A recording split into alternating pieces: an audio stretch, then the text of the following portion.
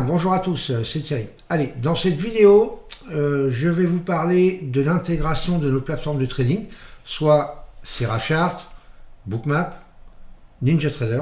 Donc ces trois plateformes-là, en l'occurrence, après bon, on peut mettre ce qu'on veut, sur Mac, donc sous environnement Mac, en gardant évidemment l'environnement Mac. Alors vous allez voir qu'il y a deux solutions, et pour ça, je vous en parle de suite.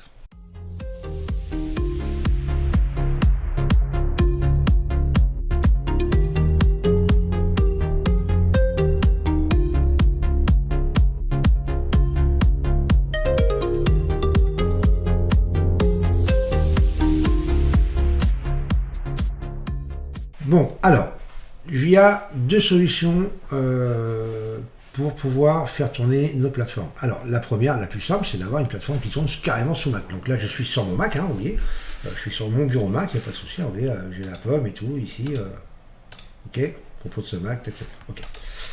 Donc, Bookmap, en l'occurrence, maintenant, impeccable, regardez, tourne, nickel, sur Mac, directement, on a une version Mac, donc c'est plutôt génial, elle tourne à la perfection. Voilà, regardez.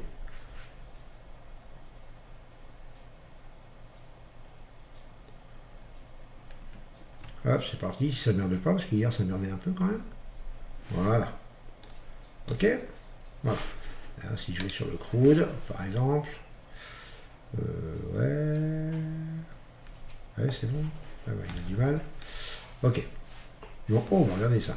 Ah, 190 contrats sur les 86. Bon, allez, donc vous voyez, Bookmap, pas de problème, ça marche bien, ça c'est nickel, c'est une version Mac, rien à dire. Maintenant, on va passer à Sierra-Chart. Sierra-Chart, il y a deux solutions. Soit vous avez un petit logiciel comme ça qui s'appelle Crossover, que vous pouvez mettre, et vous créez des bouteilles. Pardon. Vous créez des bouteilles et vous installez vos logiciels à l'intérieur. Donc moi j'en ai créé deux, j'en ai une pour Sierra ici, et puis j'en ai une pour CodeBlock, hein, qui est un IDE pour faire du codage.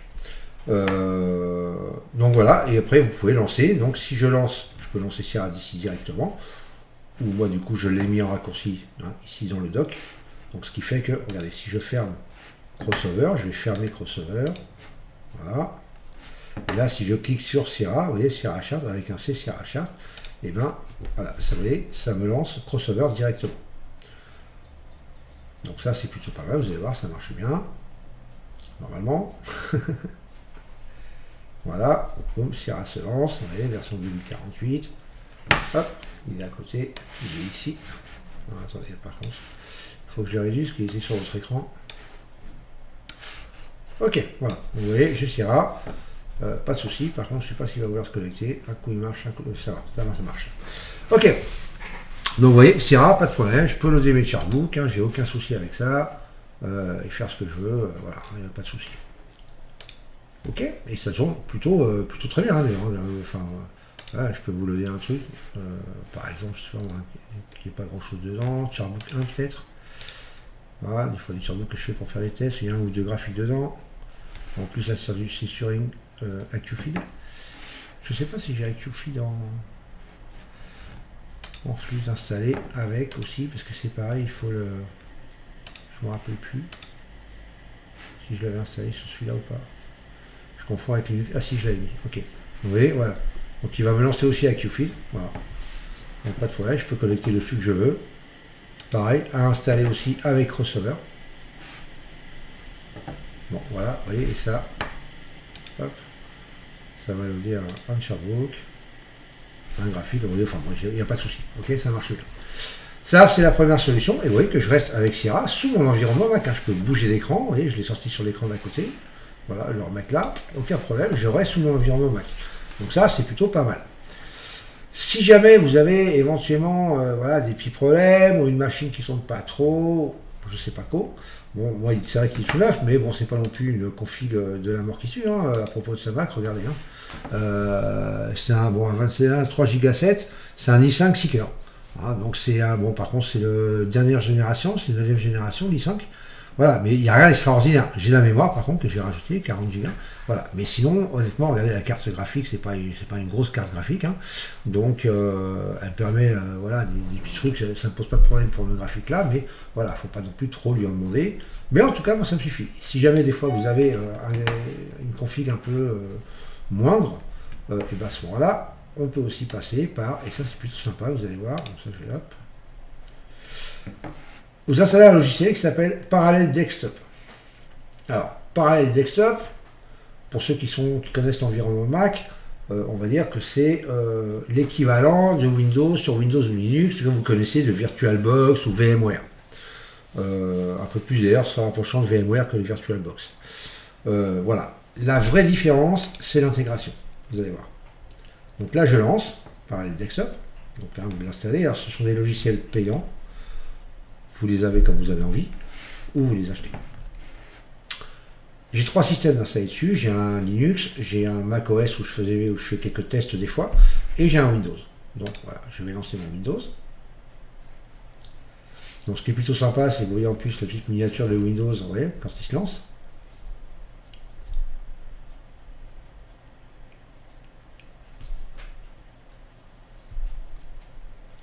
Vous voyez, hop, il est en train de démarrer là, voilà.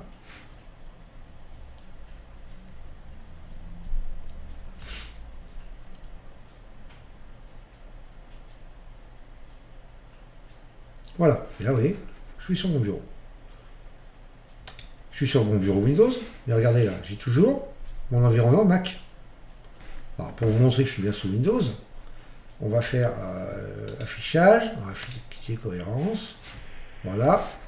Et là regardez, j'ai mon Windows 10 qui est là. Et quand vous prenez Virtual Desktop par exemple, VMware je ne sais pas trop, mais bon, a priori c'est pareil, mais bon je suis pas sûr, qu'il y ait un mode comme ça, bah, vous avez une fenêtre avec vos systèmes d'exploitation, et puis bah, vous faites ce que vous voulez, et puis voilà, ok. Pas de souci avec ça, version du dit, on s'en verra ça après. L'avantage, c'est qu'avec Parallel Desktop, vous avez, quand vous allez dans l'affichage ici, dans ce qu'on appelle un mode cohérence, entrer en mode cohérence. C'est-à-dire que je vais cliquer dessus, paf, ça va disparaître, switching to cohérence, et là, je reste sous mon environnement Mac, ok. Mais regardez, j'ai un Windows ici, Windows 10, j'ai deux solutions. Soit je clique dessus, et regardez, j'accède au menu démarrer directement sur mon Mac de Windows. Ou alors, j'ai mes barres de tâches que moi j'ai configurées à gauche, ici, la barre de tâches de Windows, pour lancer éventuellement bah, mes plateformes. Là, j'ai Sierra. Donc, qui là, elle, fonctionne. Alors, attendez, elle est sur votre écran aussi, bougez pas, je vous la redimensionne. Hop, voilà. Donc, elle est ici. Donc, qui elle fonctionne donc sous environnement Windows. Ok, puisqu'elle est avec Parallel, donc elle est sur une machine virtuelle Windows. Et regardez, j'ai aucun ralentissement, vraiment, j'ai aucun souci. Ça c'est connecté direct. Je vais, admettons, le Chartbook 1, je vais prendre. Alors c'est un peu petit hein, pour vous, c'est possible. Hein.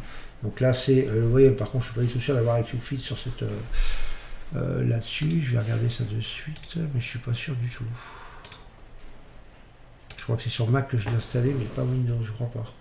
On va voir. Ah si, je l'ai installé aussi. Ok, bah, nickel. Donc comme ça, voilà, je suis connecté sur iQFeed, là aussi, poum poum poum. Sable setting, not soon, concurrence, service original. Bon, c'est pas très grave, parce que j'étais connecté sur Rhythmic, c'est pour ça. Donc vous voyez, voilà, aucun souci, ça marche bien, il n'y a pas de problème.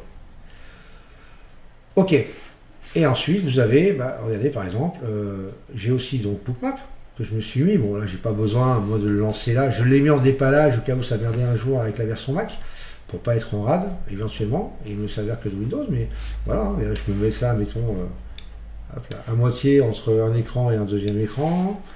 Ici je vais loader, admettons, NinjaTrader, par exemple, qui va arriver je pense sur l'autre écran, à tous les coups. Bon, vous voyez, il charge hein, parce que je ne m'en sers pas beaucoup en fait de cette version-là. Et là, je suis sur la version. Enfin, vous allez voir, je vous montrerai après. Alors, Ninja.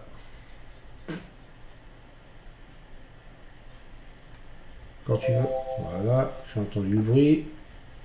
Je sais pas où est le control center encore. Voilà, il est là. Hop, je l'amène, voilà. Donc vous voyez, hop, et ainsi de suite. Hop là, voilà. Ok, là j'ai Ninja. Et je reste sous mon environnement Mac. C'est ça qui est génial. C'est que vraiment vous restez avec le dock du Mac, avec votre bureau Mac. Vous avez juste les fenêtres qui sont lancées par parallèle, donc par la machine virtuelle. Et vous avez en fin de compte vos logiciels Windows sous l'environnement Mac. C'est vraiment le top. Bah, moi je trouve que ça c'est vraiment le top. Il n'y a pas mieux. Hein. Ça vous permet de pouvoir déplacer les fenêtres comme vous voulez, comme si vous étiez sur un Windows en fait, mais en restant sur Mac. Et ça fait toute la différence. Voilà un petit peu, parce que la petite vidéo, c'était une vidéo pas très longue, hein, c'est juste pour vous montrer un peu, hein, s'il y en a qui se demandaient, qui se disaient, ouais, Windows, j'en ai un peu marre, Bon, je vais pas vous faire de dessin, après je vais me faire des ennemis. Mais voilà, et qui envisageaient éventuellement de passer sous Mac, mais qui disaient, ouais, au niveau des logiciels, c'est vrai que la plupart sont sous Windows, hein, moi c'est ce qui m'a fait arrêter Mac hein, quand j'ai démarré le trading. Donc voilà, et ben là, en fin de compte, je suis vraiment hyper content de pouvoir retourner sur Mac.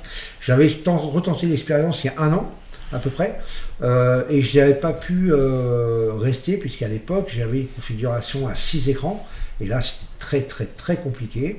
Je n'avais pas une machine aussi puissante que celle-là, elle était un peu en dessous, et puis alors c'était une vraie galère en termes de vraiment de faire cohabiter tous ces écrans-là avec l'iMac, honnêtement. Que là, bah voilà, maintenant, bon, déjà avec mes deux 43 pouces et l'iMac, il n'y avait pas de problème, ça gérait bien mes deux écrans 4K, et là, maintenant, j'ai changé, donc je suis passé sur le gros Samsung, là, en 49 pouces, j'ai aucun problème, j'ai que 2 écrans, donc enfin, un principal et mon iMac, et voilà, et là, c'est vraiment du top, et aucun souci en termes de graphique, même avec la configuration de base, oui, il y a de base, sauf la mémoire que j'ai rajoutée.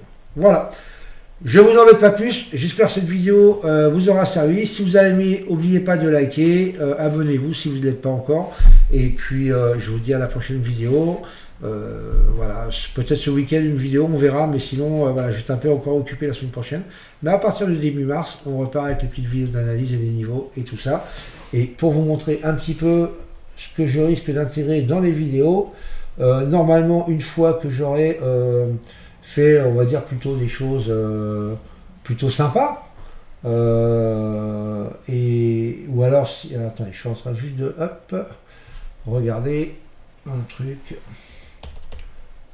Et on va faire comme ça,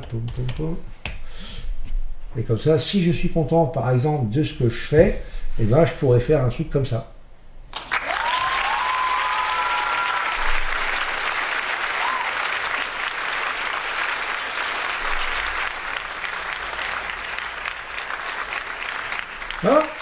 C'est pas mal, je trouve. Hein, on va voir, comme ça, je m'applaudis tout seul. Allez, sur ce, je vous laisse, et puis je vous dis à bientôt. Ciao, ciao, bye bye.